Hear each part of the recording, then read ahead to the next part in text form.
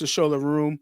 We already know who's the lead dog, right? Obviously, the man you just saw just now with Saquon Barkley. But the question is, what's behind Barkley, right? What's behind Barkley if Barkley was to ever get hurt? Money Pots.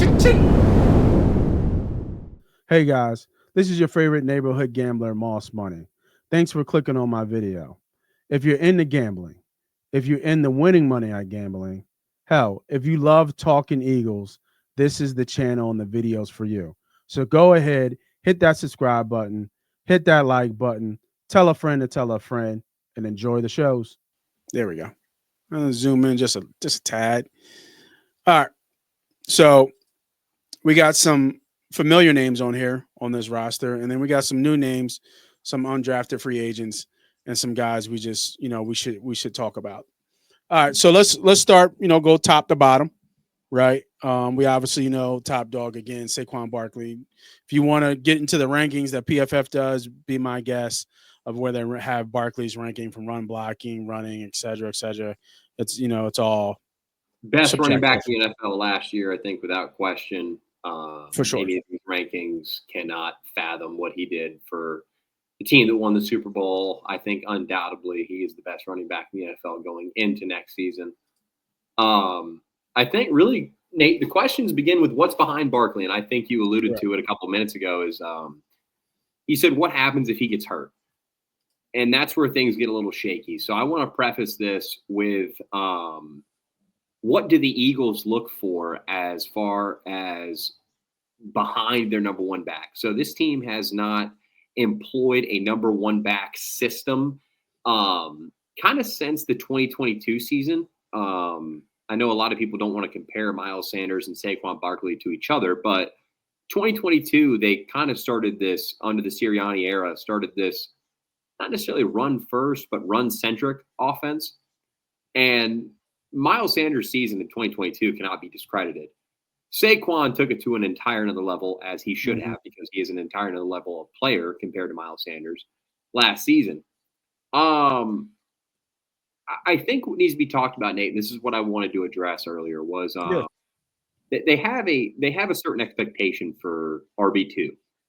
And now that Saquon is the number one, Kenneth Gainwell filled a role that was very essential. It was a third down running back, a very quality pass blocker, and it was and sometimes a grindage breather, for Barkley. So if Barkley was grinding a bunch of carries, whatever, let's say they're stopped on, a second and one, a third and one, maybe you put in Gainwell outside of Hurts, whatever it is, Gainwell was that guy. They drafted Shipley in the fourth round last year to automatically assume this role that Gainwell had. And Shipley is that guy. And I think that Shipley did well on kick returns last year. I think he played very well on special teams, and he kind of earned his right almost the way that elite college teams do. I've kind of discussed this with you before, Nate, is that the Eagles have adopted almost of a college-style formality when it comes to positions and, just who starts where. And Shipley had to earn his role. And I thought he did a really good job of stepping over the role that he had last year. And he played well. He dealt with a concussion towards the end of the season around the playoffs that kind of just inhibited him a little bit. But I thought Shipley did really well. And I thought he carried the Gainwell role. I don't think last year he did it, obviously with Gainwell there. But I think that he showed signs that he could uphold the Gainwell role and be the guy that can kind of be the pass blocking. Yeah, I was going to you know what I mean? Like I was going to add that on the tail end of what you were saying was, I think the key thing that you said about, what do they look for is in a backup running back. And I think, and it's always been from Andy's kind of philosophy, our running backs have to be able to block. Yes. Right. They have to be able to block. And you've noticed that even if I don't think Miles was the best blocker, but he was a willing blocker.